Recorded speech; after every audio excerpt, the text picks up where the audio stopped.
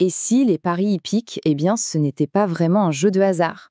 Aujourd'hui, on va décortiquer une philosophie assez fascinante, qui voit les courses non pas comme un jeu, mais comme une véritable stratégie financière.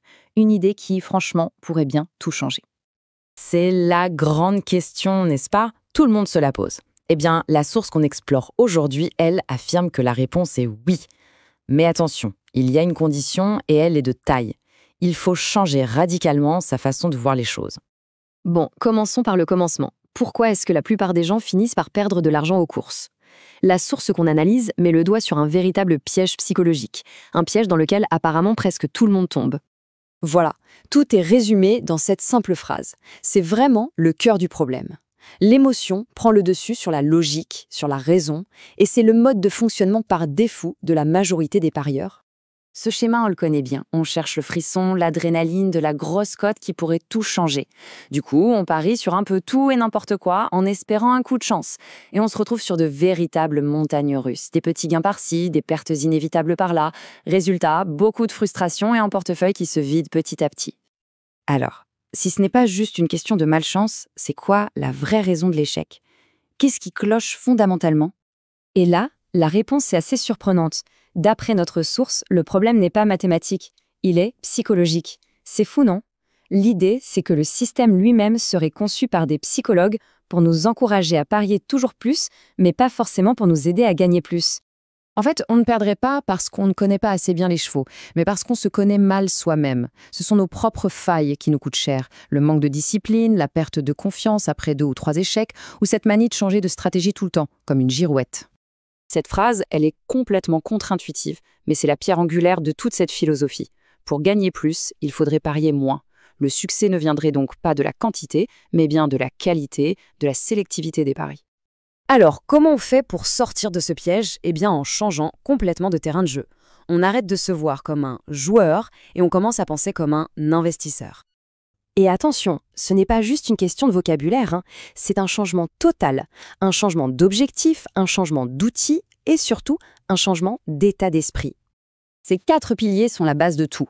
La discipline de faire, la sélectivité pour ne garder que le meilleur, une base mathématique pour savoir où on va et le détachement émotionnel pour ne pas tout gâcher.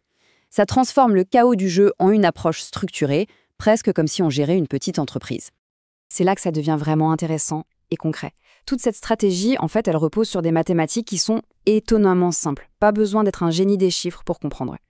Pour que ce soit parlant, la source part d'un objectif clair, tangible, viser un bénéfice net de 500 € par mois.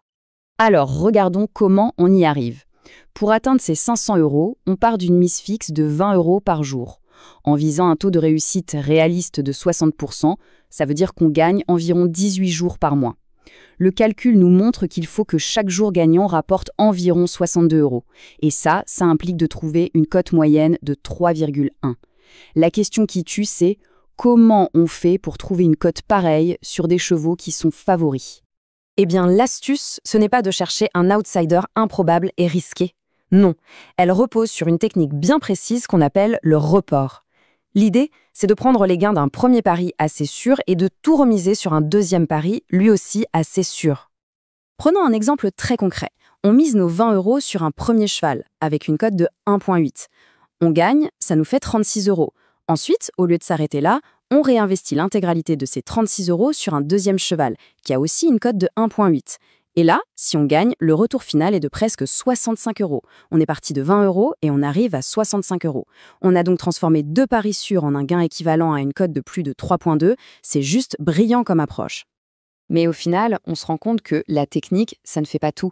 La vraie clé, ce qui change vraiment la donne, c'est un changement radical de mentalité. C'est vraiment le choix entre 2 mondes complètement opposés. D'un côté, on a le joueur, qui est là pour l'adrénaline et qui est guidé par ses émotions, et de l'autre, on a l'investisseur, qui cherche la régularité, la croissance, et qui est guidé par une stratégie. C'est le jour et la nuit. Et c'est ça, finalement, la vraie définition d'un parieur professionnel. Ce n'est pas une question de miser des sommes folles. Non, c'est une question d'avoir une stratégie solide, une bonne gestion, et surtout, un contrôle total de ses émotions. On termine donc avec cette question qui est assez puissante. Le résultat d'une seule course restera toujours par définition incertain. Mais est-ce que, sur le long terme, un processus rigoureux et discipliné peut vraiment réussir à dompter le hasard? La source semble convaincue que oui, c'est quelque chose qui donne à réfléchir.